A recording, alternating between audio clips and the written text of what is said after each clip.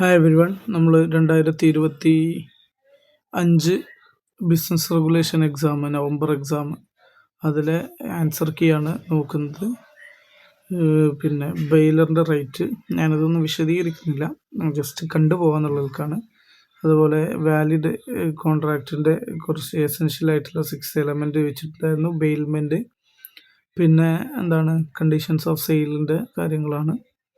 കൊവിറ്റംറ്ററിൻ്റെ rule ചോദിച്ചു, business ലോൻ്റെ importance, advantages of economic contract, പിന്നെ കോയേഷനും അണ്ടർ ഇൻഫ്ലുവൻസും തമ്മിലുള്ള ഡിഫറൻസ്, പിന്നെ പെനാൽറ്റീസ് അണ്ടർ എന്താണ് IT ആക്ട് പ്രകാരമുള്ള പെനാൽറ്റീസ് ഉണ്ട്. പിന്നെ സൈബർ ടെററിസത്തിനെ പറ്റി ചോദിച്ചു. ട്രഡീഷണൽ സിഗ്നേച്ചറും ഡിജിറ്റൽ സിഗ്നേച്ചറും തമ്മിലുള്ള ഡിഫറൻസ് ചോദിച്ചു. സത്യത്തിൽ ഇത് ഒരു ബിസിനസ് റെഗുലേഷൻ്റെ ക്വസ്റ്റ്യൻ ആയിരുന്നില്ല. നോക്കുക, നിങ്ങൾ തന്നെ നോക്കിയാൽ മതി. ബിസിനസ് റെഗുലേഷൻ്റെ ക്വസ്റ്റ്യൻ എന്ന് പറഞ്ഞിട്ട് IT ആക്ട് ആണ് ചോദിച്ചത്. ഏകദേശം 10 മാർക്കിന് സിലബസിൽ പറഞ്ഞ ക്വസ്റ്റ്യൻ പേപ്പർ ഏകദേശം 49 മാർക്കിന് IT ആക്ട് ആണ് ചോദിച്ചത്.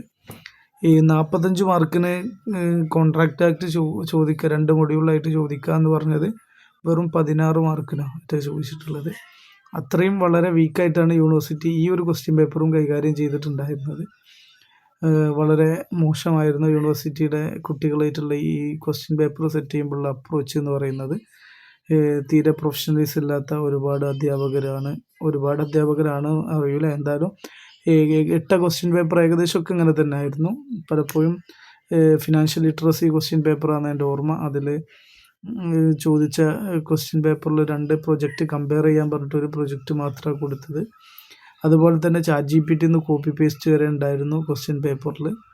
അത്രയും വളരെ അണത്തിക്കലായിട്ട് പ്രൊഫഷണലിസം തീരെ കീപ്പ് ചെയ്യാതെ ചെയ്തിട്ടുണ്ടായിരുന്ന ക്വസ്റ്റ്യൻ പേപ്പർ കുട്ടികളെ വളരെയധികം ബുദ്ധിമുട്ടാക്കിയിരുന്നു ഇത്.